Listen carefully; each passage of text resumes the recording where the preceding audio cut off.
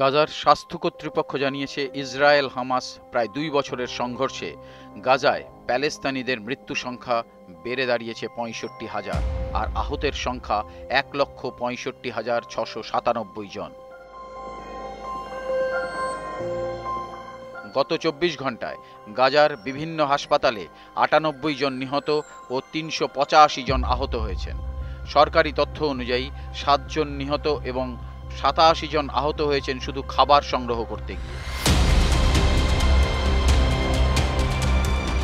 America ও Israel সমর্থিত Gaza humanitarian foundation ২৭ মে থেকে ত্রাণ সরবরাহ শুরু করার পর ৪ মাসে মোট ২,৫০৪ জন নিহত এবং ১৮,৩৮১ জন আহত হয়েছেন শুধু খাবার সংগ্রহ করতে গিয়ে।